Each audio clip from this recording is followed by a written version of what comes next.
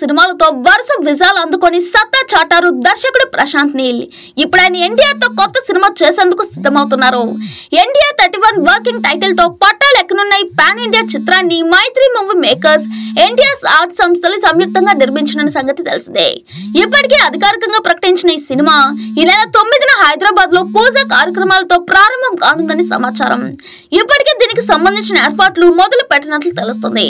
Prashanth mark mass action కథాంశంతో ఈ చిత్రం తెరకెక్కనుంది. దీంట్లో తారక్ మునిపెన్నడూ కనిపించని శక్తివంతమైన పాత్రలో సందడి చేయనున్నారు. ఆయన లుక్ కూడా చాలా కొత్తగా ఉండనుంది. ఈ సినిమాకి రవి బస్రు సంగీతం అందించనుండగా భువన గౌడ ఛాయాగ్రాహకుడిగా వ్యవహరిస్తున్నారు. ఇక ప్రస్తుతం ఎన్టీఆర్ నటించిన దేవర విడుదలకు సిద్ధమవుతుండగా వాటు చిత్రీకరణ దశలో ఉంది. శ్రీశైలం నాగార్జున సాగర్ పులిచింతల ప్రాజెక్టుల గేట్లు ఎత్తివేయడంతో ప్రకాశం బ్యారేజ్ కు వరద పోటెత్తుతుంది.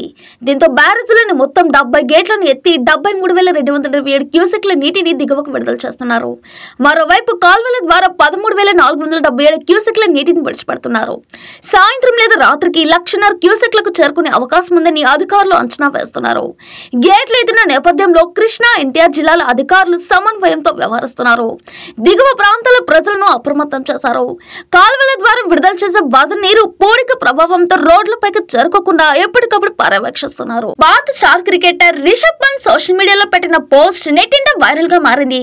నిజంగా అతడి పోస్ట్ చేశాడా లేదా అతడి ఎక్స్ ఖాతా హ్యాక్ గురైందా అనే అనుమానాలు వస్తున్నాయి.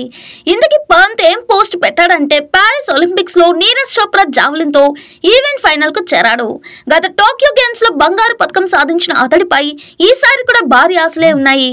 ఈ క్రమంలో రిషబ్ పంత్ ఎక్స్ ఖాతా నుంచి ఒకవేళ నీరజ్ చోప్రా గోల్డ్ గెలిస్తే ఒక లక్కీ విన్నర్ కు 1,89,000 ప్రైజ్ మనీ ఇస్తా.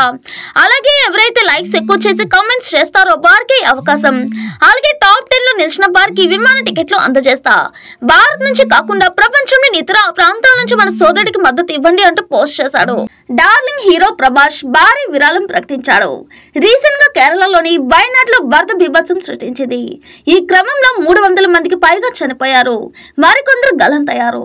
ఈ క్రమంలోనే వీళ్ళని ఆదుకునేందుకు సినీ ప్రముఖులు విరాళాలు ప్రకటిస్తున్నారు. ఇప్పటికే టాలీవుడ్ నుంచి అల్లు అర్జున్, చిరంజీవి, రామ్ చరణ్ ఇచ్చారు. ఇప్పుడు ఈ లిస్ట్ లోకి ప్రభాస్ చేరారు.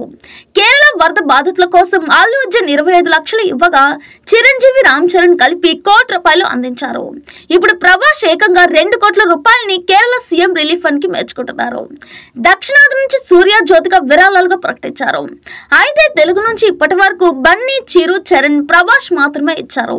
మిగిలిన యాక్టర్స్ కూడా ఎంతో కొంత విరాళం ఇస్తే బాగుంటుందని నెటిజన్స్ అంటున్నారు. పారిస్ ఒలింపిక్స్ రెజ్లింగ్ ఫైనల్ కు చేరిన వినేష్ ఫోగాట్ పథకం సాధిస్తుందని ఆశతో ఎదురు చూస్తున్న భారత అభిమానులకు షాక్ తగిలింది. 50 కేజీల విభాగంలో ఇవాళ రాత్రి ఫైనల్లో వినేష్ తలపడాల్సి ఉంది. ఈ క్రమంలో ఆమె బరువును చూసిన నిర్వాహకులు 100 గ్రాములు అదనంగా ఉన్నట్లు గుర్తించారు. దీంతో వినేష్ పై అనర్హత వేటు వేస్తూ ఒలింపిక్ కమిటీ, రెజ్లింగ్ కమిటీ నిర్ణయం తీసుకున్నాయి.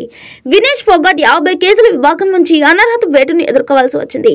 కేవలం కొన్ని గ్రాములు బరువు పెరగడంతో వేటు పడది. దయచేసి వినేష్ ప్రైవసీకి భంగం కలగకుండా ప్రవర్తించాలని విజ్ఞప్తి చేస్తున్నాం.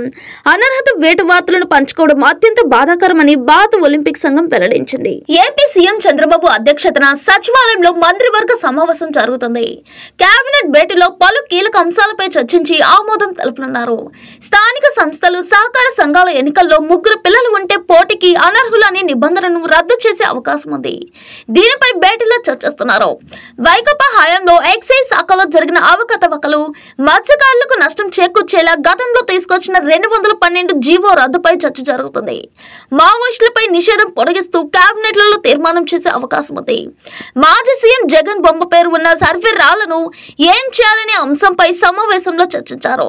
బొమ్మల పిచ్చితో జగన్ 700 కోట్లు వాడేశారని, సర్వే రాళ్లపై ఆయన బొమ్మతో పాటు పేరు తొలగించాలని పలువురు మంత్రులు సూచించారు. దీంతో సర్వే రాళ్లపై జగన్ బొమ్మ పేరు తొలగించేందుకు కేబినెట్ ఆమోదం తెలిపింది. అమెరికా మాజీ అధ్యక్షుడు డొనాల్డ్ ట్రంప్ హత్య చేసేందుకు కుట్ర జరిగింది. అయితే ఈ కుట్రను FBI అధికారులు భగ్నం చేశారు. కొన్నాళ్ళు ఇరాన్ లో ఉండి ఇటీవల అమెరికాకు వచ్చిన పాకిస్తాన్ జాతీయుడు ఆసిఫ్ మర్చెంట్ డొనాల్డ్ ట్రంప్ మరో VIPని హతమార్చేందుకు ప్రయత్నించాడు. ఈ క్రమంలో తాము షూటర్లమేనంటూ FBI అధికారులు ఆసిఫ్ మర్చెంట్ ను నమ్మించారు. ఆపై అదుపులోకి తీసుకున్నారు. అయితే ఆసిఫ్ ను ట్రంప్ పై కొద్ది రోజుల క్రితం జరిగిన కాల్పులకు ఎలాంటి సంబంధం లేదని అమెరికా వీడియో తెలిపింది.